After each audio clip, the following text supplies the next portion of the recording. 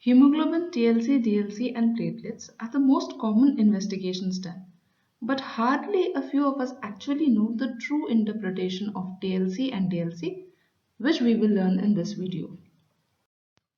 We know that a multipotent hematopoietic stem cell, it divides into a myeloid stem cell and a lymphoid stem cell.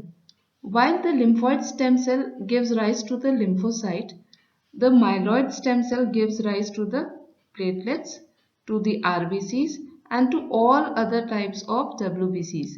The various types of WBCs therefore are basophils, neutrophils, eosinophils, monocytes, also the natural killer cells, and the two types of the lymphocytes.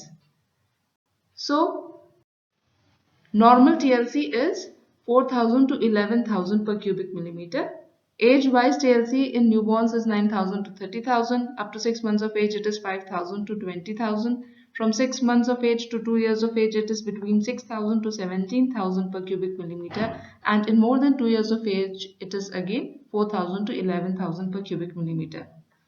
Normally in differential counts, the polymorphs are the major kinds of WBCs, that is 40 to 75%. Lymphocytes at 20 to 40%, eosinophils 1 to 7%, monocytes 0 to 5%. Different percentages have been given in different books of hematology and pediatrics, but more or less they are the same. DLC in neonates and young infants is different in the sense that polymorphs are decreased, that is, they are only 30 to 40%, and the predominant type of WBCs are the lymphocytes, which are around 60 to 70%. Eosinophils are 0 to 1% and monocytes are 1 to 10%. Now, leukopenia is TLC less than 4,000 per cubic millimeter and is almost always characterized by a decrease in the neutrophils, and for which you calculate the absolute neutrophil count, and it is calculated by the formula polymorphic percentage upon 100 into the total leukocyte count. The main causes of neutropenia are acute viral infection, severe sepsis, severe inflammatory response, severe B12 folate deficiency, aplastic anemia, bone marrow infiltration, genetic disorders of neutropenia, severe malnutrition, blast crisis, and drugs like chemotherapy and theoretically with chloramphenicol.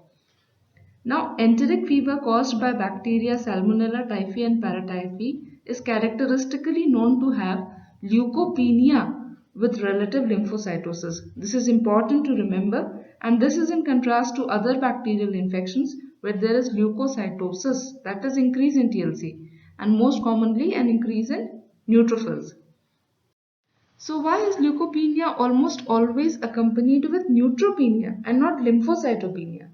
The answer lies in the half-lives of different types of WBCs, with neutrophils having the shortest half-life of 6 hours and hence the first to get affected whenever the WBCs die.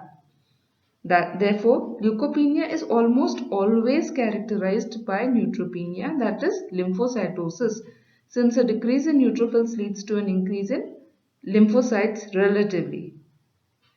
But there are some conditions where leukopenia can be associated with monocytosis also.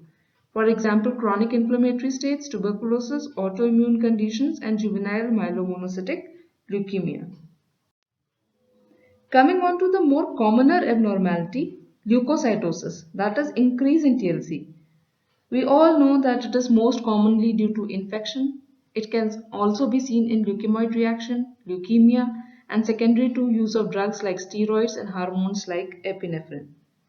But what most of us hardly ever know is that TLC gets increased in various physiological causes also, like post-exercise, dehydration, trauma, emotional stress, post-surgery, and burns. Neutrophilia is seen in various conditions, most commonly in acute bacterial conditions and in certain viral conditions like chickenpox and herpes simplex. Also, the COVID infection, an increase in neutrophil lymphocyte ratio in this COVID infection has also been found to be more prognosticative. Besides, neutrophilia is seen in some fungal infections, some parasitic infections, myeloid malignancies, genetic disorders, stress, and drugs. But besides these, All physiological causes of leukocytosis, which we saw in the previous scene, they can increase neutrophils. Similarly, viral infections are the most common cause of increase in lymphocytes, and reactive lymphocytosis, seen in general blood picture, are most commonly the response of lymphocytes to viral infections. Monocytosis is most commonly seen in chronic inflammatory states, myeloid malignancies, and immune and vasculitic disorders.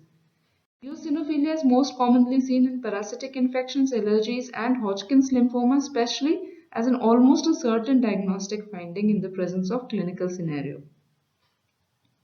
Let's see a few examples. We have a 3-year-old girl with 4 to 5 episodes of loose watery diarrhea for 2 days.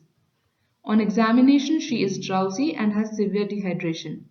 You admit and immediately start management of some dehydration after sending for routine investigations. After getting the report of CBC, you find hemoglobin is 13 gram per cent, TLC is 24,000 per cubic millimeter, and platelets are 2.05 lakh per cubic millimeter. Seeing this, you immediately add on IV ceftriaxone in view of raised TLC and possibility of infection. Now, neither do you think if there is actually an infection, nor do you think if at all infection is there, then what is the etiology? And without thinking, you just start IV ceftriaxone because TLC is 24,000. This happens not with one person, most of the people they are doing this only. So it is not something to be ashamed of. Now when consultant comes around, she finds that DLC is polymorphs 55, lymphocytes 40, eosinophils 3 and monocytes 2. So she immediately stops antibiotic because the polymorphs are only 55%. There is not even an increase in polymorphs. And she suggests a repeat CBC after correction of dehydration. The repeat CBC you get after correction of dehydration shows a decrease in hemoglobin, a decrease in TLC to 10,400 from 24,000 initially. The DLC remains almost the same and platelets have also decreased. So, do you think the single dose of ceftriaxone you had given has controlled the infection? Answer is no. It is rather because of dehydration that TLC was increased in the initial sample. Now let's see another example. An 8-year-old child with fever for 3 days. On examination, he is sick, pale, has petechiae and has a 1 centimeter splenomegaly. The CBC is suggestive of hemoglobin 7 gram per cent, TLC 14,000, that is marginally elevated. Again, you don't have a habit to look at DLC, you don't see the DLC, and platelets are also on the lower side. Obviously, petechiae are present. So you keep a probable differential at this stage of sepsis, the most commonly made diagnosis, bacterial sepsis, and second is malaria in view of acute history of fever and splenomegaly. Now when you look at the DLC, you find that lymphocytes are relatively increased for an 8-year-old child.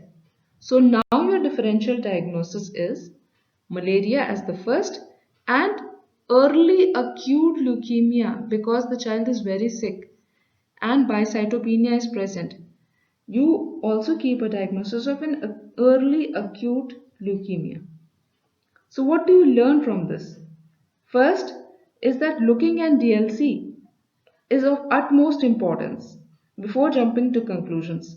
And second, not a single report, rather trends in CBC should be followed if ever you have a diagnostic dilemma. See, the same patient you had first kept a diagnosis of sepsis without looking at DLC, but when you found the DLC, you saw that the polymorphs were rather on the lower side. So you kept malaria as the first diagnosis. Now we have another example. The same patient, the same scenario, but there is no spleen. So now your possible differential would include aplastic anemia. So the third point we learn is that TLC and DLC must always be interpreted in light of clinical findings. So, leukopenia is almost always associated with neutropenia since the half-life of neutrophils is the least of all amongst the WBCs, only 6 hours. Whenever you see leukocytosis, you must always keep the physiological causes in mind, especially if the child is not very sick. And TLC DLC must always be interpreted in view of clinical presentation. The crux of this video is that don't jump to starting antibiotics in raised TLC. All cases with raised TLC are not infections, and understanding is always better than cramming. So friends, it is knowing the simple basics which help us more in managing the patients in a better way. Thank you so much and do share the knowledge.